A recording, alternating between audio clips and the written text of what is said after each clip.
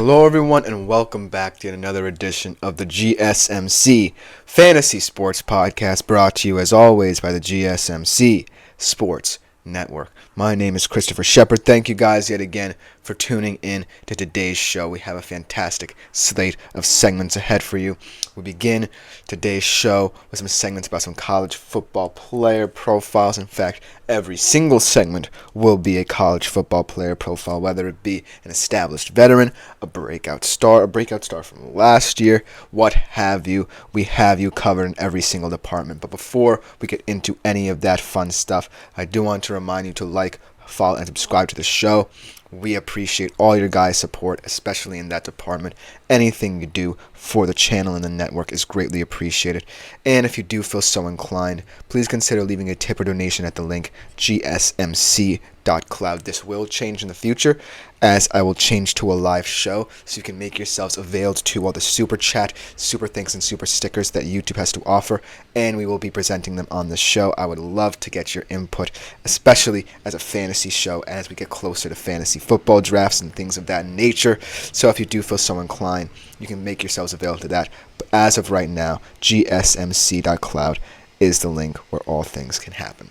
But without further ado, let's jump right into today's show, shall we? Do have 5 fantastic players to highlight here, and we don't have any time to waste with them, do we?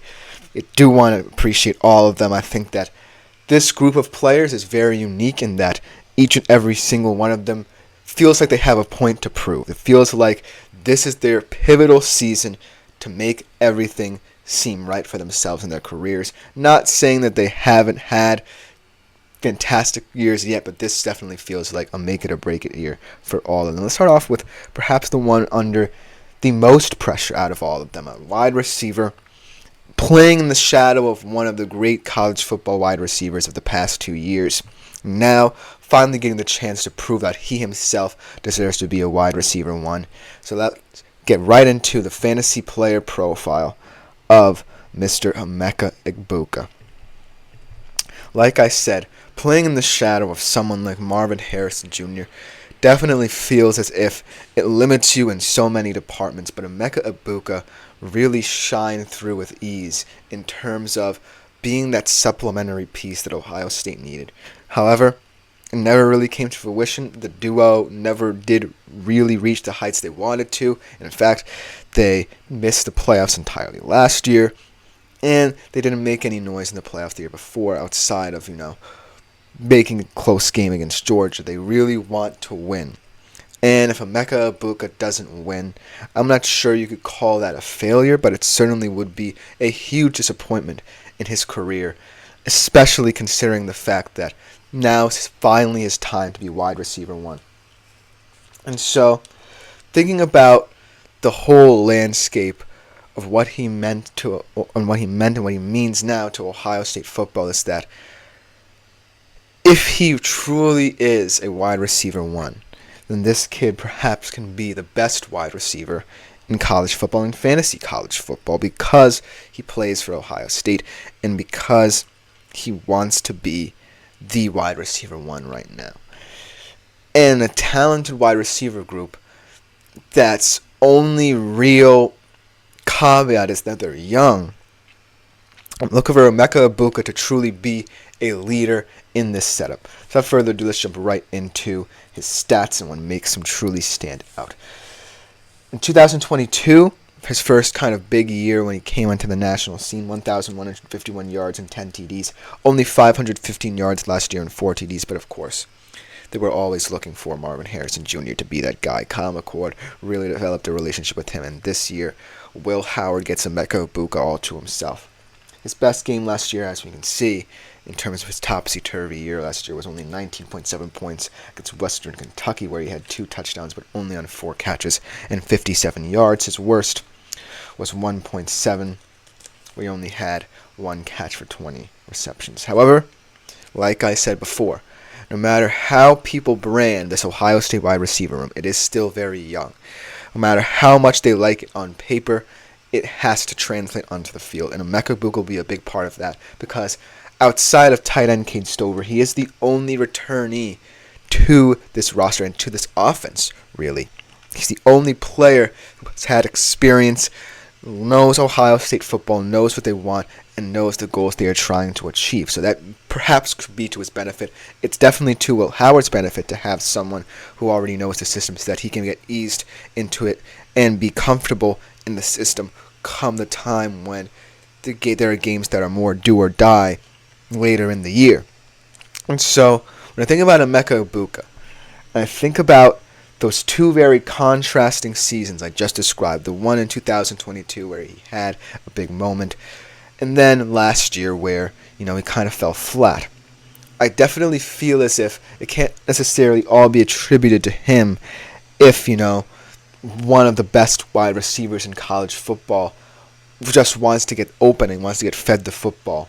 And so I don't necessarily think it's his fault that he hasn't had the breakout year outside of 2022, but 2024 to 25 definitely feels like it can be a repeat of 22, if not even a better season than 2022.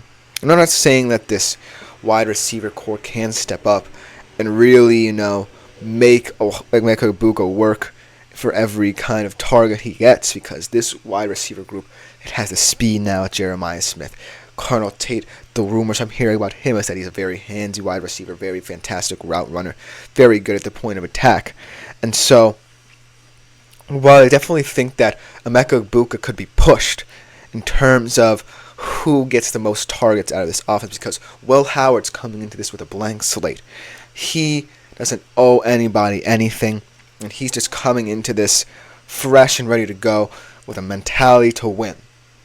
So he doesn't necessarily have that rapport already established with Emeka Egbuka, whereas Jeremiah Smith and Carnell Tate are also new to this culture. So maybe that leads to their benefit as well.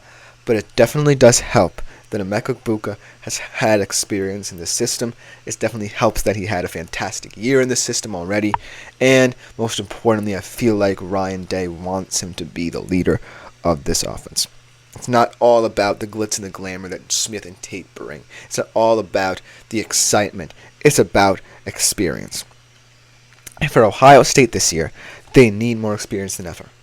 I definitely feel that when you look at their schedule, there's a real possibility that they can go either undefeated or lose at least 2 games.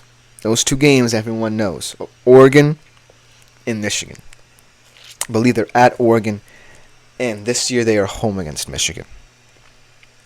So, as you can see, Ohio State should be expecting to win all their games, leaving their focus, most importantly, on those games against Oregon and Michigan. Because those are the 2 contenders in the Big Ten that could knock off Ohio State, that could really knock them out of the picture entirely, perhaps. I think that at this moment they should be favored against Michigan because Michigan does have a lot of questions. That being said, I think that the Michigan defense is perhaps the best in the country. A lot of returnees. You have Mason Graham, Will Johnson, things of that nature. And they're very well rounded. And I think that Jerome Moore will carry over the principles that Jim Harbaugh set forth. I know that there are still some loose ends to tie up with their case. I won't go into that. So, Ohio State should feel as if right now they're not necessarily, weakened as Ohio State.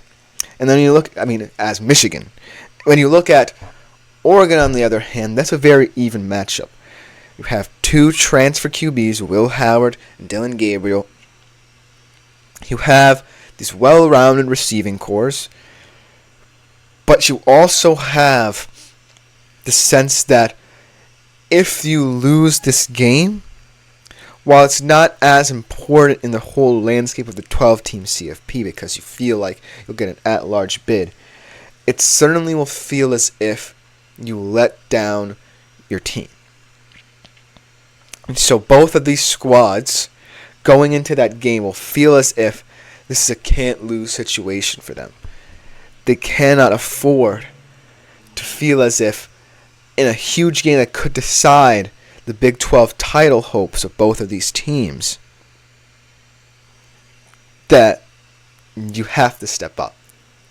And when it matters most, the only receiver who I feel in that entirety of both of those receiver rooms has the ability to step up at any given time is Egbuka.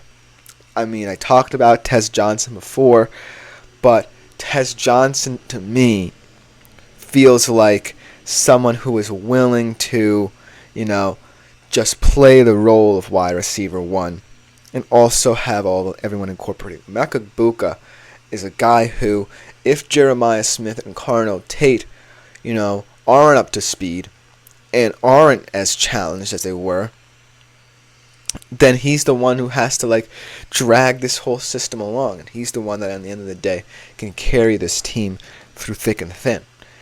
And so, in terms of fantasy, I would say Emeka Egbuka isn't necessarily a boomer bust guy, but he definitely is someone to be very careful about, because there will be games where it's definitely going to be kind of a forced narrative, if I may, where Will Howard's going to be trying a lot of different things, and a lot of different things will be going on, and so there might be some chaotic moments where Emeka Egbuka, isn't necessarily receiving as much attention as other players in this system.